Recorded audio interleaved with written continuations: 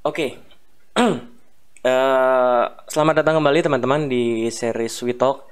Kali ini adalah episode yang pertama dari series We Talk ini.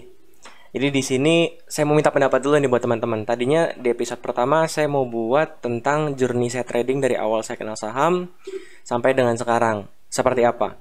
Cuma nggak tahu apakah teman-teman butuh atau tidak. Mungkin boleh dibantu komentarnya di kolom komentar, atau teman-teman cuma butuh aja nih kira-kira hal-hal apa saja sih yang hal-hal apa aja sih yang menjadi poin-poin terpenting dalam dalam trading journey saya. Nah, itu teman-teman mungkin boleh di kolom komentar. Saya minta pendapat karena jujur saya pribadi cukup bingung. Saya bukan orang yang narsis, jadi saya mau cerita juga kayak butuh tidak ya.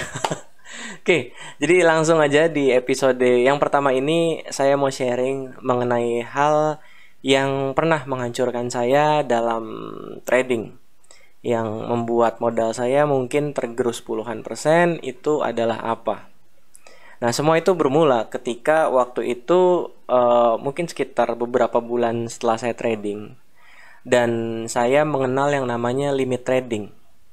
Jadi bagi Bapak Ibu yang nggak tahu, limit trading itu, jadi kita bisa pinjam uang ke sekuritas. Misalkan, saya punya uang 10 juta, saya bisa beli saham senilai 30 juta. Itu namanya limit trading, 20 jutanya ngutang ke sekuritas, kasarnya seperti itu.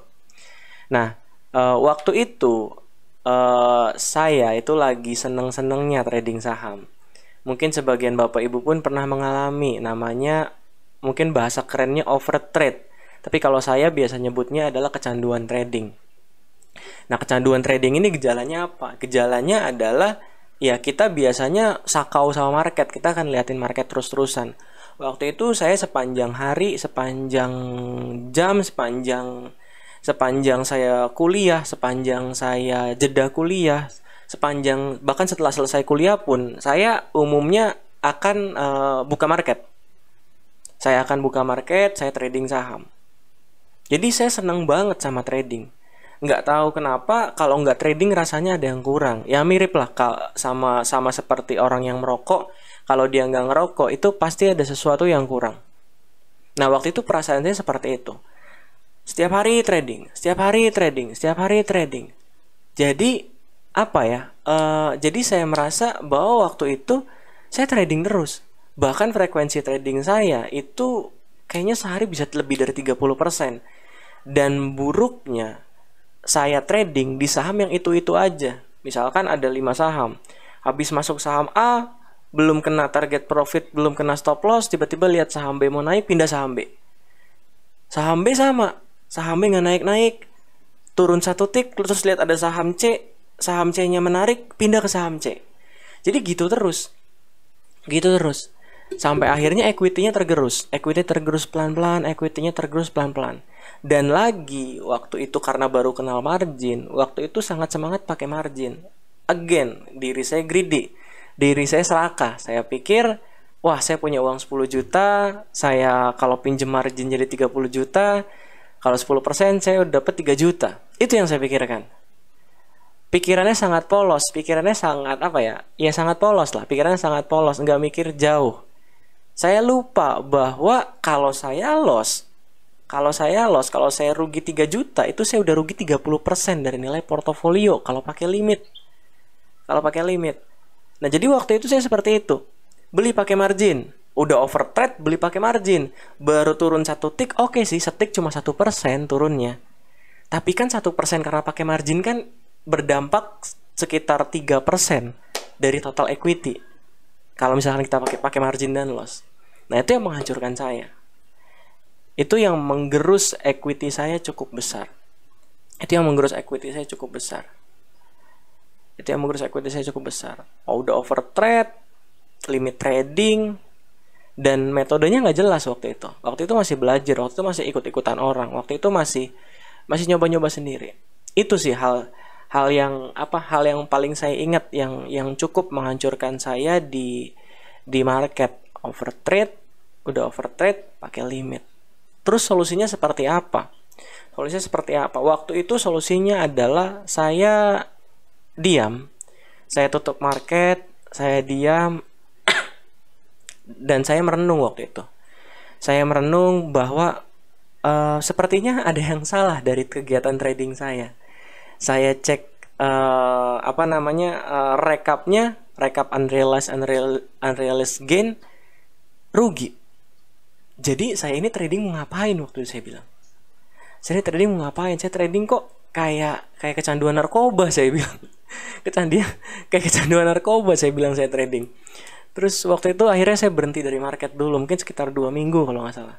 Saya berhenti dari market 2 minggu, saya memperbaiki apa yang perlu saya perbaiki. Dalam hal ini waktu itu saya lagi kuliah, dan waktu itu nilai kuliah saya cukup berantakan, IPK-nya di bawah rata-rata, bukan di bawah rata-rata, tapi di bawah syarat yang ditentukan, karena saya dapat beasiswa kan, jadi saya harus menjaga indeks prestasinya supaya berada di level tertentu. Waktu itu saya gagal, saya ngurusin banyak hal, tradingnya saya tinggalin dulu, saya ngurusin banyak hal, saya jernihin dulu pikiran saya, waktu itu goal trading saya apa, dan segala macam. Intinya waktu itu saya lebih ke refleksi diri lah, bahwa ya sesuatu ada yang salah sama diri saya, karena waktu itu trading nggak untung, malah tradingnya rugi, seperti itu.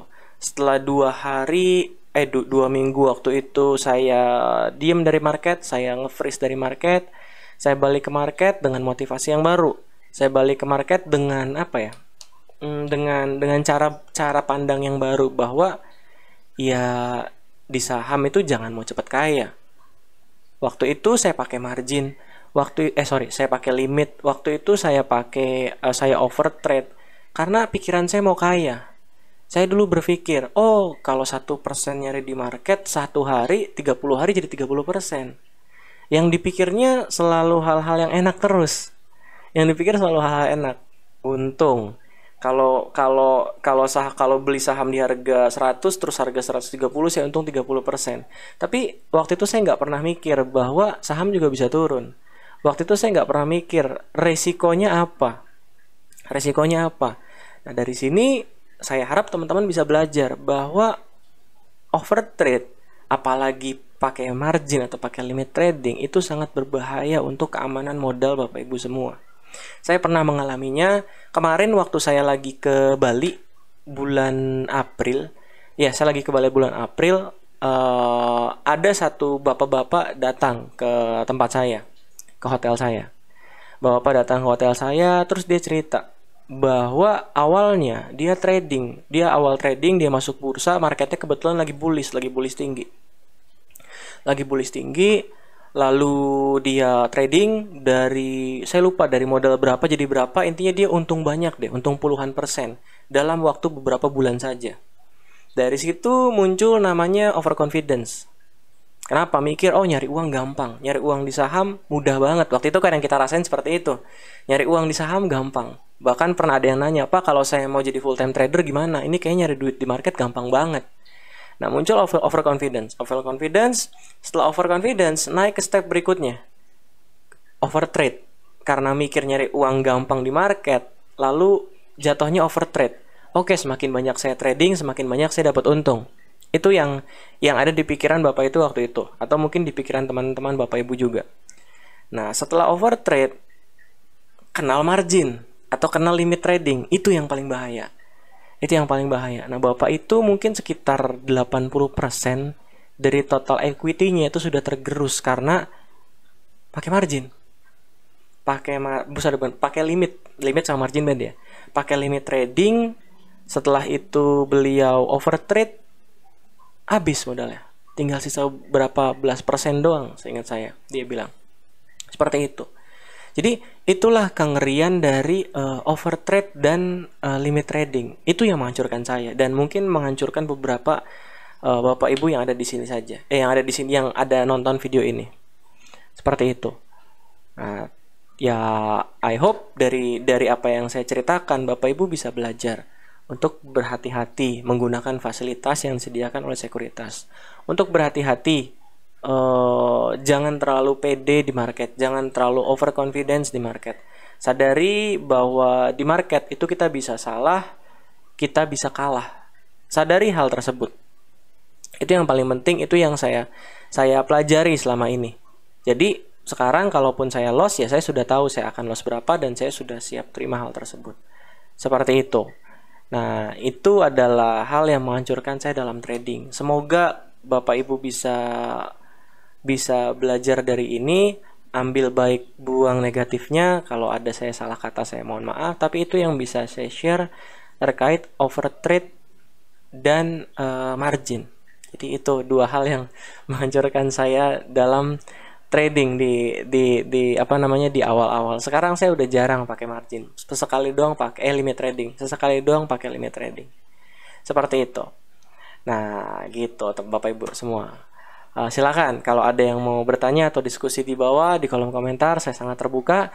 Again, kalau masih ada yang mau masukin story-nya ke podcast We Talk ini, nanti silakan isi aja link form yang ada di sini. Nah, yang ini bit.ly/WeTalkForm, huruf besar semua ya, WI Talk Form. Nanti yang terpilih kita undang untuk Zoom live di record, Zoom meeting di record, nanti akan diupload ke YouTube buat ceritanya bisa jadi pelajaran buat Bapak Ibu semua. Seperti itu. Oke. Mungkin dari saya cukup untuk masalah hal yang menghancurkan saya sebagai pemula dalam trading. Semoga bermanfaat dan sampai berjumpa di episode yang kedua. Di episode yang kedua di series We Talk ini. Semoga bermanfaat, sampai jumpa lagi Bapak Ibu semua.